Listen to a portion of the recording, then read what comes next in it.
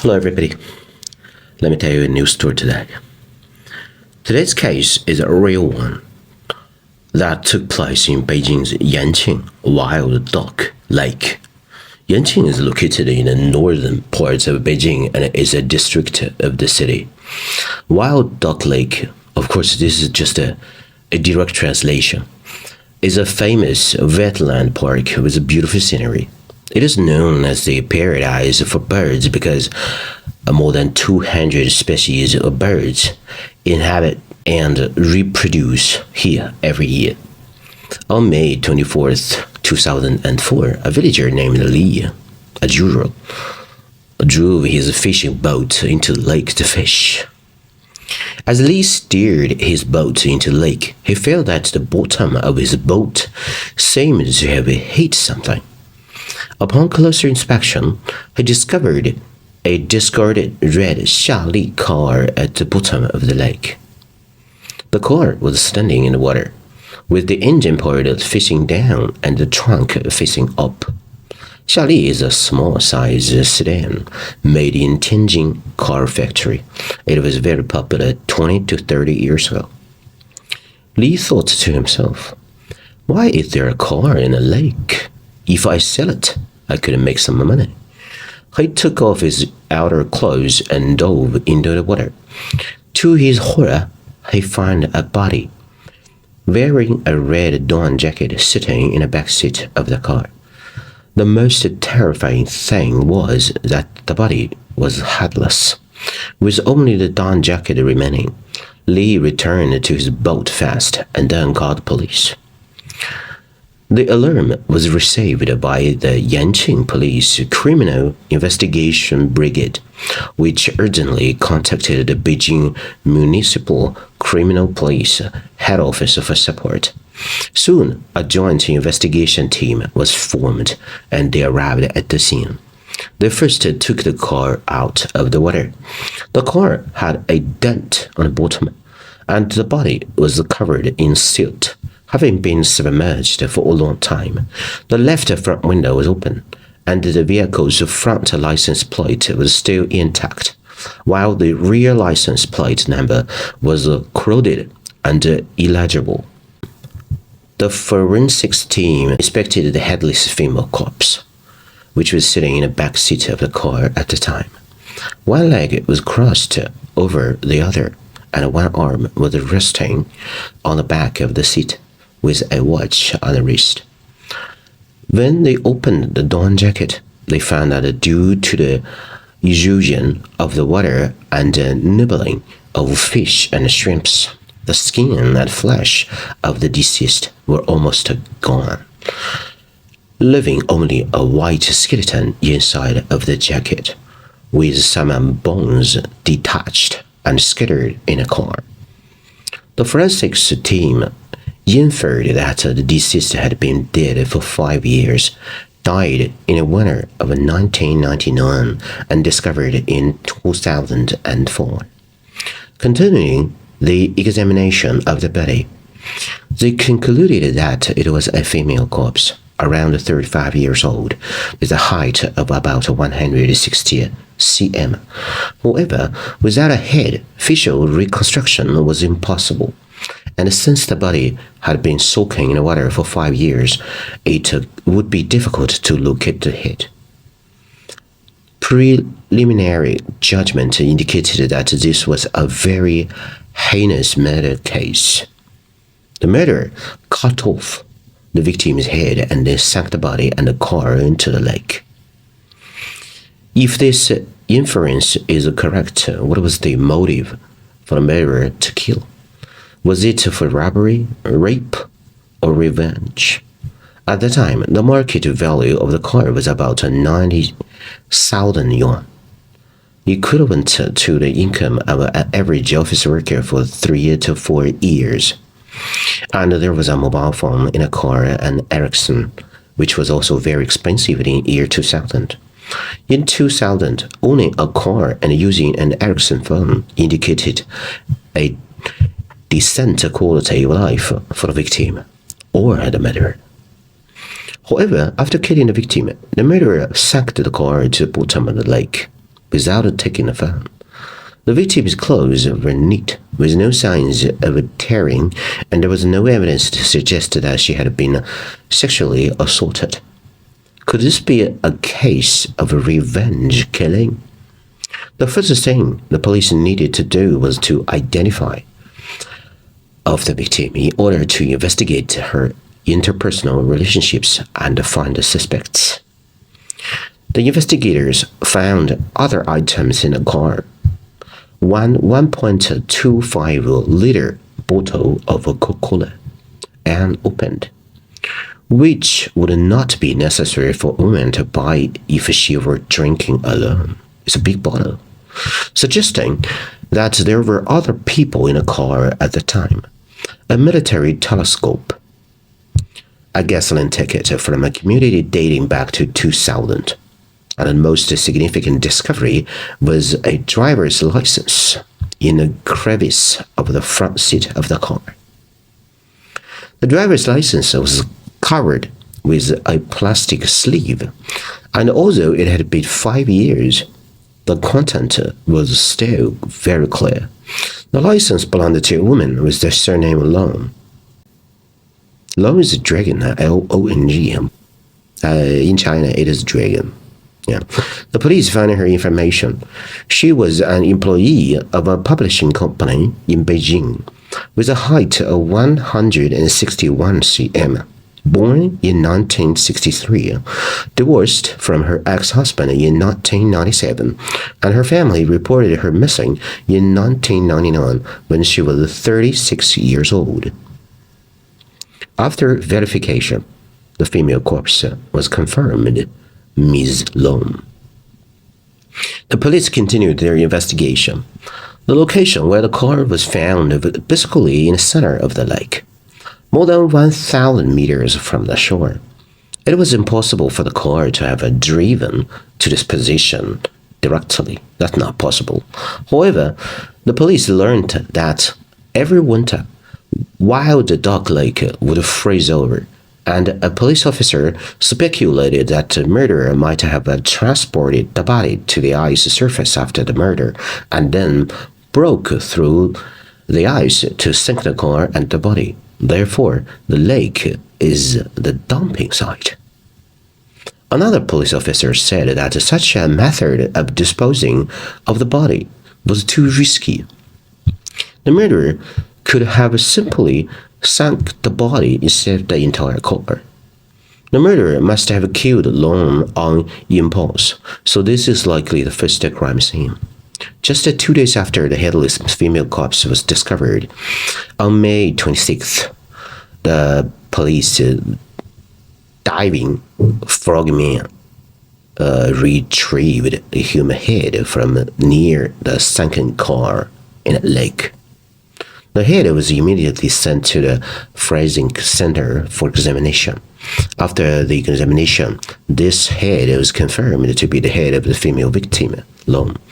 And at the same time, the detailed autopsy report on the body also came out.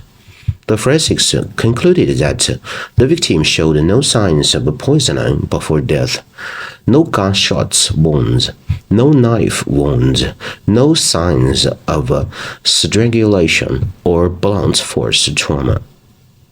Moreover, from the cervical joints, it appeared that the lady's head had naturally fallen off.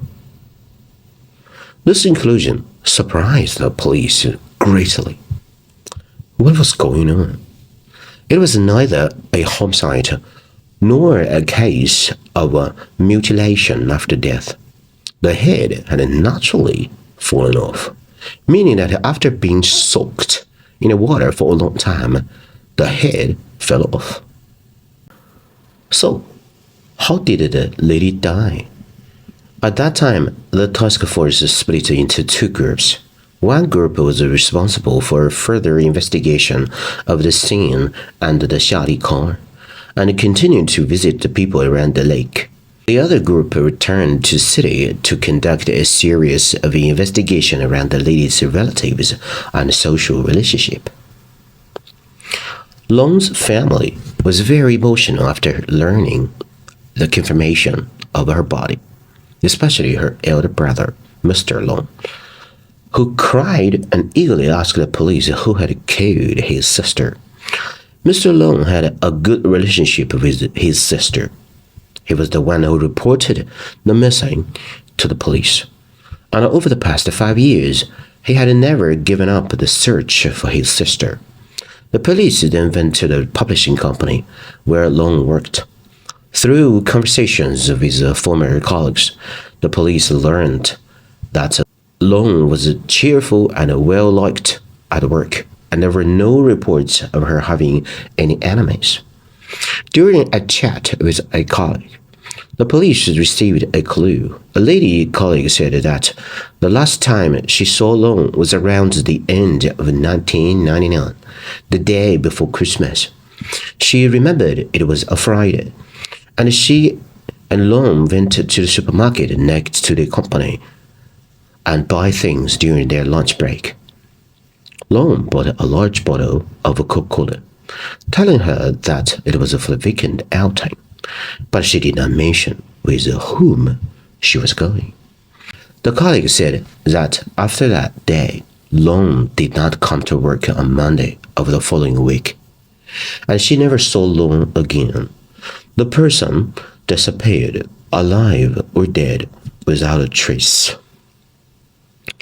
The company's boss and colleagues have always been concerned about her safety. Based on this, the police determined that the person who went on the outing with Long was highly suspected. The police began to focus their investigation on her social relationships, listing all the people familiar with Long and investigating each one of them. After a series of screening, 3 people successively came into the police sight.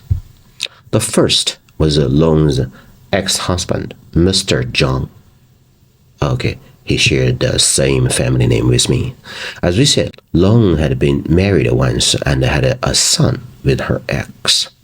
They divorced in the year 1997, and after that, the child's custody rights went to her ex. In 1999, the police learned that the ex-husband was preparing to start a new family with another lady. It is said that Long's reaction was very strong, and her mood was very low at the time. The police speculated that Long might have been afraid that her ex-husband would refuse to let her continue to contact her son after he remarried. Could Long's ex-husband have killed her to fight for the child's custody rights? The possibility was very low. The second suspect was Long's friend, Mr. Zhang. Okay, another Zhang, but different guys, of course. A senior executive of a state-owned enterprise with a good income. Seen as a successful person by outsiders, Mr. Zhang's wife and Long were very good friends, like besties. It was through his wife the introduction that Mr. Zhang got to know Long. What was Mr. Zhang's suspicion? The Ericsson mobile phone found at the scene was found to be given to Long by him.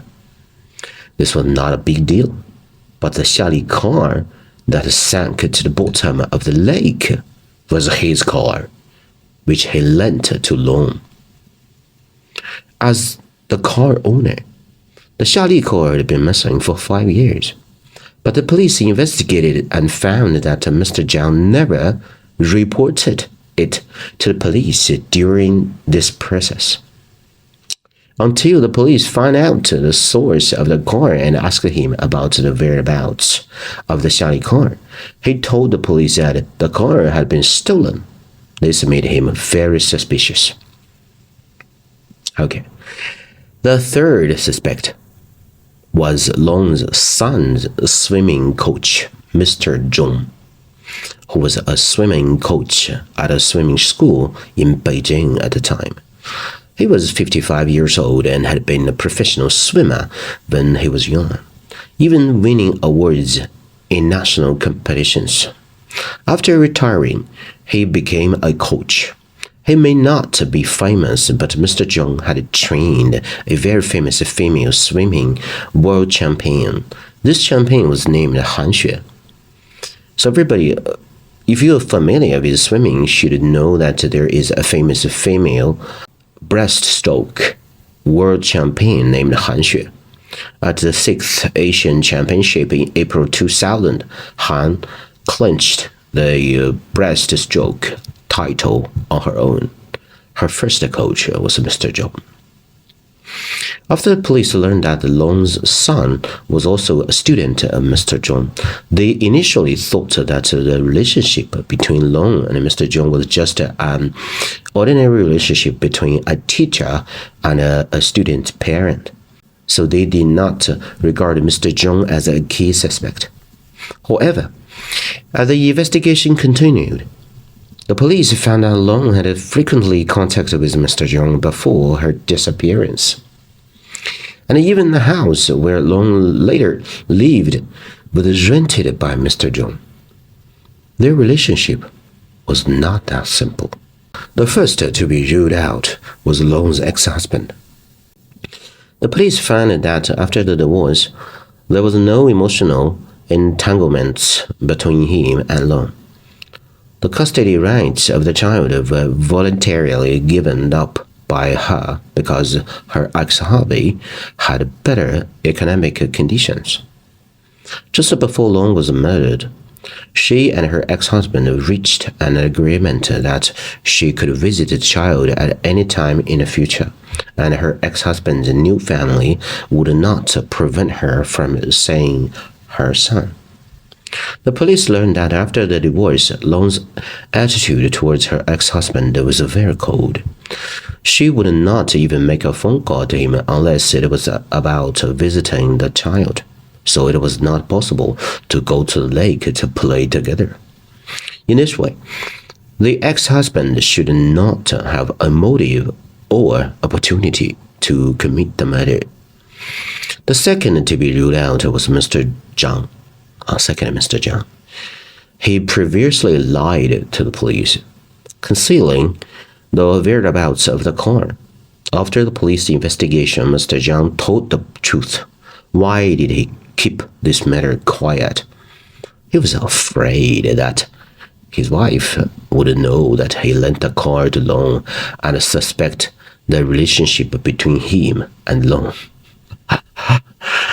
Mr. Zhang later confessed to the police. I do admire Long. I lent her the car and gave her the phone, which indeed shows a certain appreciation and fondness. But our relationship was just that of ordinary friends. Later, the police learned that from November 1999 to the spring of 2000, Mr. Zhang had been on a business trip in Nanjing, and his leaders and colleagues could prove this. Mr. Zhang had a perfect alibi, so he was also ruled out. Mr. Zhong, who was not so suspicious at first, became more and more suspicious as the police investigation deepened. The police conducted a special test on Mr. Zhong and found that he had a particularly obvious abnormal reaction to several key issues related to Long, the lake, red Xiali car. The police suspected at the time that Mr. Zhong was likely the person who went to the lake with Long before her disappearance. As a result, Mr. Zhong was very panicked when questioned by the police. Finally, he suddenly spoke up and asked the police for a piece of paper and a pen. He said he had something to write down. The police did not expect it at the time, but Mr. Zhong confessed to the police quickly because he could not bear the psychological pressure. He admitted to the police that he and Long were lovers.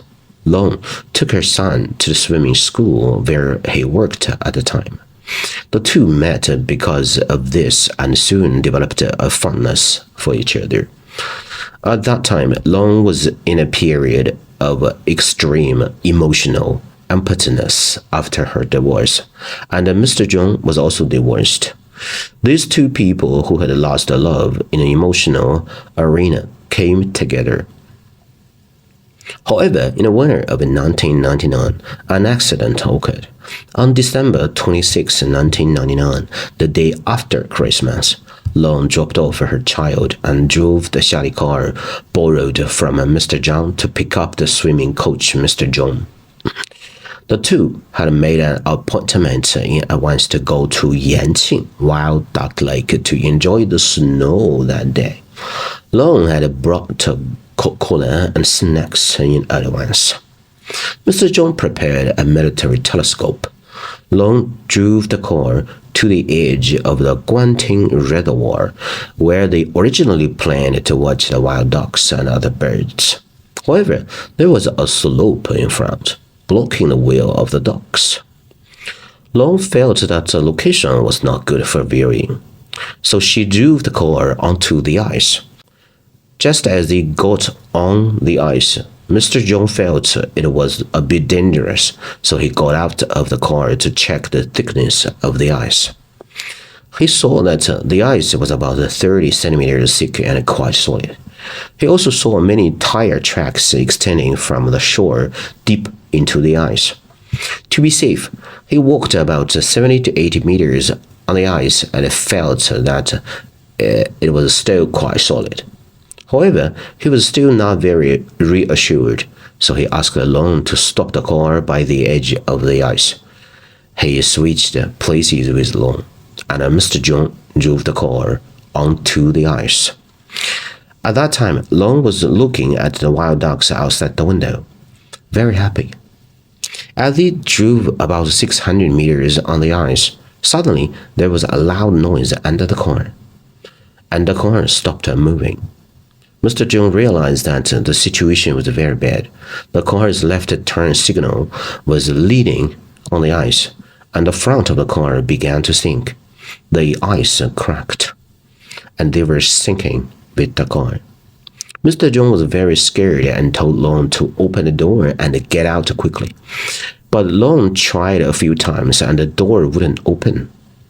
At that time, Mr. Zhong heard the sound of the ice hitting the door. He knew the car would sink soon. He quickly rolled down the car window on his side, and Long put her hand on the window crack. But when she saw that the car was already filling with water, she quickly dodged the water and did not roll down the window. Note, the old car's window glass was raised and lowered by a hand. Mr. Zhong turned and rolled down the left rear window. Then he wanted Long to climb out of this window. At this time, the car was already filling with water, and the water had submerged the front windshield. It sank very quickly. Mr. Zhong panicked. When the car sank into the water, it was almost dark inside, and he couldn't see anything. He rolled down the left window, held the chair back with his right hand, and with his left hand, he pushed Long towards the open window. Then his hands were empty. Mr. Zhong told the police that at that time, he thought Long had already crawled out of the window. At this point, the car sank to the bottom of the lake, and everything around was pitch black, and he couldn't see anything. After two violent vibrations, the car finally stopped.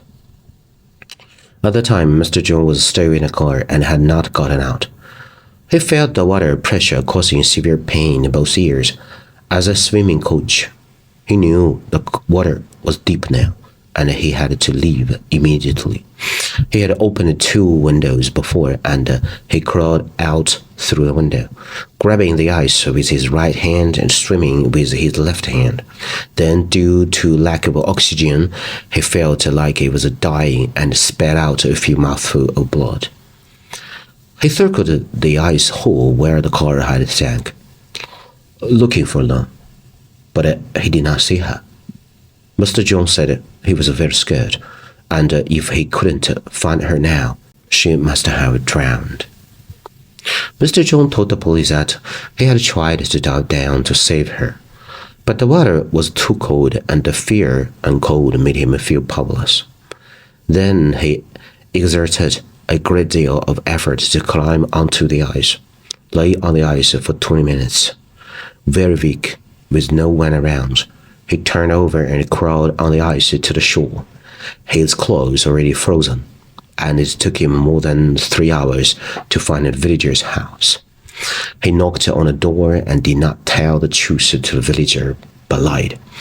He said that he had come fishing and fell into the ice hole. The villager said that many people come here to fish, and it is common for someone to fall in. Mr. Zhong gave the villager 50 yuan, and the villager took him to a nearby hotel. After taking a bath and resting for a long time at the hotel, he went home. He did not report to the police or tell anyone about Long's death in the lake. The police asked why he did not report the case.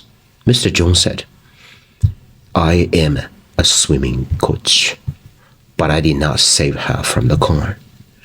Would you believe me?" The next day, Mr. Zhong ran to the gate of a Xiali police station and wandered around for a long time, but did not go in to report the case. It was not until 5 years later, when the police found him, that he knew everything would finally come to an end. That's why it was so simple. He confessed to the police, unable to bear the psychological pressure. The police, according to Mr. Zhong's statement, found the villager by the wild duck lake where Mr. Zhong had escaped from the ice lake and sought help. The homeowner confirmed that there was such an incident 5 years ago, and the owner still remembered many details. He took this man covered in ice to a hotel. The man gave him 51 as a reward, and the money was all wet. Later, the police arranged a covert identification process, and the villager recognized the man from 5 years ago as the suspect, Mr. Zhang. Regarding the doubt about Mr. Zhong saying that Long was sitting in a passenger seat at the time, but the body was found in a back seat. There was a similar car incident in that area during that period. At that time, there was a father and son in a car also driving on the ice to go fishing. And as a result, the ice cracked and the car sank into the water. The son managed to escape from the car and dived underwater 3 times to save his father, but failed, and his father died. The father was originally sitting in a passenger seat, but when the car was recovered, the father was found in the back seat. Why was that? The reason is actually very simple. The car engine is in front, which is the heaviest part of the whole car. When the car is in the water, it stands up, with the front down and the rear up.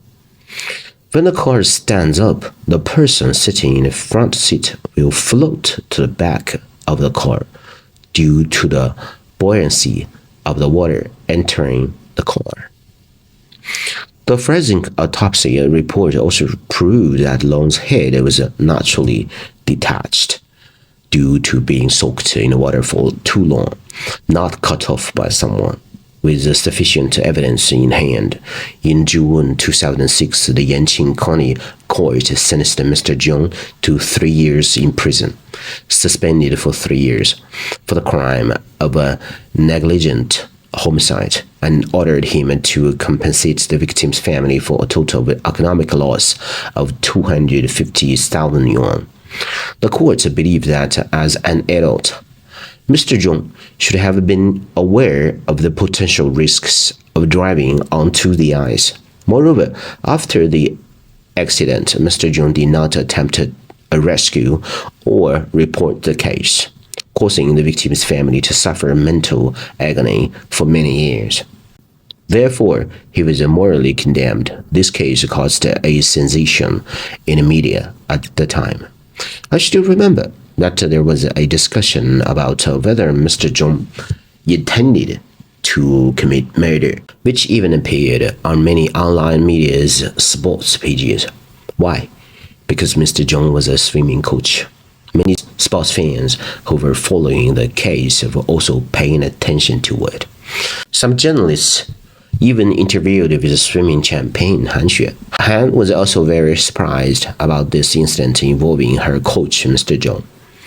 In any case, this incident was controversial at the time. It was a complete tragedy, and it still evokes different emotions when talk about it today. Okay, everybody, this is the end of the story. Please share what you think of the story and your stories.